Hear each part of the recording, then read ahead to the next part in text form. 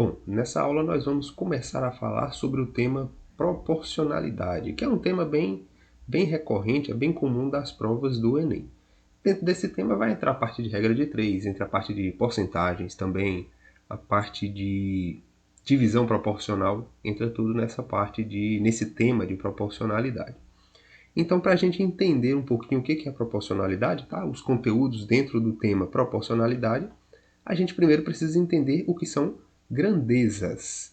Grandeza é tudo aquilo que pode ser medido ou contado e que possa ser representado por um número, ok? Então, como exemplo, nós temos a quantidade de objetos, tá? Pode ser quaisquer objetos, comprimento, massa, tempo. Todos esses exemplos aí são grandezas, são coisas que a gente consegue contar ou medir, ok? E a gente consegue expressar isso daí por um número. Comprimento a gente consegue medir e expressar por um número. Massa, tempo, temperatura, corrente elétrica, quantidade de substância, intensidade luminosa e entre outras grandezas que nós temos aí. Ok? Então, grandeza é tudo aquilo que pode ser contado ou medido e que pode ser representado por um número. Ok? Vamos ver então como que as grandezas se relacionam dentro do tema proporcionalidade, como que as grandezas se relacionam. Então nós podemos ter grandezas que são diretamente proporcionais. Duas grandezas são diretamente proporcionais quando a variação de uma implica na variação da outra na mesma proporção. Vamos até selecionar essa parte aqui, ó. Quando a variação de uma implica na variação da outra na mesma proporção. Ou seja, duplicando uma delas, a outra também duplica. Reduzindo pela metade, a outra também reduz pela metade e assim por diante. Então, duas grandezas são diretamente proporcionais quando isso acontece. Se uma aumenta, a outra aumenta também. Se uma diminui, a outra diminui também na mesma proporção. Ok? Tem que ser observado isso, que é sempre na mesma proporção. Vamos ver então aqui um exemplo rapidinho, só para a gente ter uma pequena noção de quando isso acontece. Então, nesse exemplo, nós temos a tabela a seguir dá o valor pago pela quantidade de cópias feitas numa copiadora. Então, nós temos aqui o número de cópias na linha de cima e o preço a pagar a depender da quantidade de cópias que é solicitado. E a gente pode perceber o seguinte, ó, vou até marcar com uma caneta, vamos observar aqui. Ó, perceba que à medida que o número de cópias aumenta, aqui na linha, ó, a gente sempre está tendo o número de cópias aumentando. Na medida que o número de cópias aumenta, o preço a pagar também aumenta. Observa que eu dobrei aqui da primeira coluna para essa daqui, eu dobrei a quantidade de cópias, o preço dobra também. Para uma cópia, 25 centavos, para duas cópias, 50 centavos. Para três cópias, 75 centavos. E o preço vai sempre aumentando na mesma proporção em que aumenta o número de cópias. Então perceba, a grandeza preço a pagar, essa é uma grandeza que a gente considera nessa situação, aumenta na mesma proporção que a grandeza número de cópias. Então nesse exemplo aí, essas duas grandezas são proporcionais. E a gente tem também a relação de grandezas inversamente proporcionais. Nós vimos as grandezas diretamente proporcionais e aqui agora as grandezas inversamente proporcionais. Duas grandezas são inversamente proporcionais quando o aumento de uma implica na redução da outra e vice-versa. Ou seja, dobrando uma grandeza, a correspondente reduz pela metade. Triplicando uma grandeza, a outra reduz pela terça parte e assim por diante. Então, quando elas são inversamente proporcionais, se uma aumenta, a outra vai diminuir e vice-versa, né? Se uma diminui, a outra aumenta. Mas perceba que tem essa relação aí inversamente proporcional. Se uma dobrar, a outra reduz pela metade.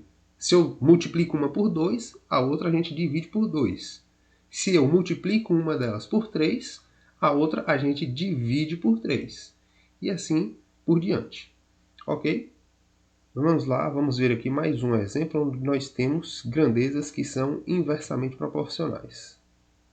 João decidiu contar o tempo que leva indo de casa à escola de bicicleta com diferentes velocidades. Observe a sequência registrada. E aí nós temos a tabelinha com o tempo gasto no trajeto, tá? E as velocidades que ele impôs na bicicleta.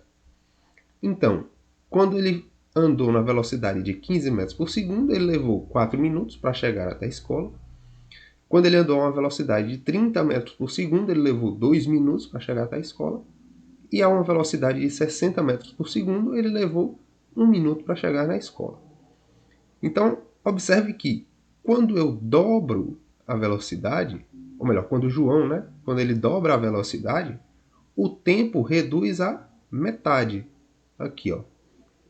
Quando ele observou, quando ele fez esse trajeto a uma velocidade que era o dobro da velocidade anterior, né, de 30 que é o dobro de 15, o tempo reduz pela metade. E aqui novamente, ó.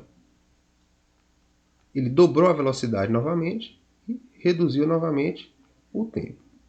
Então aqui quando você dobra a sua velocidade, o seu tempo aqui, ó, reduz pela metade. Ok? E aí nós temos então duas grandezas que são inversamente proporcionais. Perceba que a grandeza tempo diminui na mesma proporção que a grandeza velocidade aumenta. Quando eu dobro uma, a outra nós dividimos pela metade. Ok? Dividimos por 2, melhor dizendo. Reduzimos a metade. Agora vamos classificar as grandezas a seguir. Vamos classificar essas grandezas a seguir nessas situações para saber se elas são diretamente ou inversamente proporcionais. No item A nós temos o consumo de combustível e quilômetros percorridos por um veículo. Então nós temos duas grandezas aqui. Vamos relacionar, marcar essas grandezas aqui. Consumo de combustível é uma grandeza, marcar com outra cor. Quilômetros percorridos é outra grandeza, ok?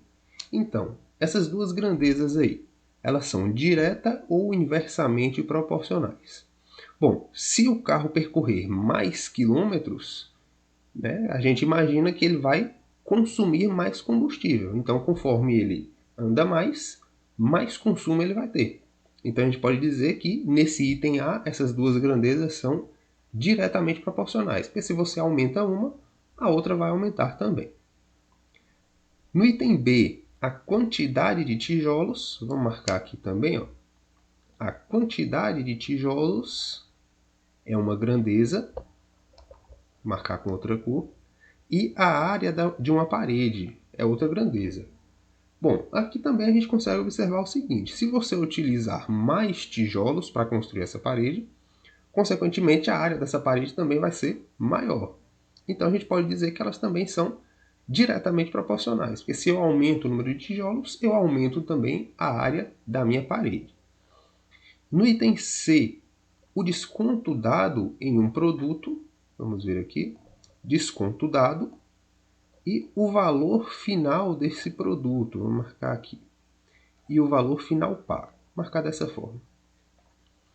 Bom, quando você vai comprar alguma coisa com desconto, se o seu desconto é maior, o preço que você paga no final vai ser menor. Então, quanto maior o desconto, menor é o preço final.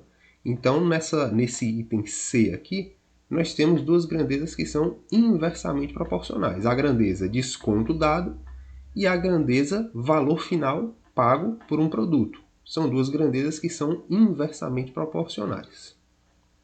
E no item D, número de torneiras, vamos marcar aqui também. Número de torneiras é uma grandeza. E a outra grandeza vai ser o tempo. Número de grandezas de mesma vazão e o tempo para encher uma piscina. Bom, se nós aumentarmos a quantidade de torneiras, tá? Considerando que essas torneiras têm a mesma vazão para encher uma determinada piscina, a gente vai reduzir o tempo gasto, ok? As torneiras têm a mesma vazão e essa piscina ela tem um volume fixo, né?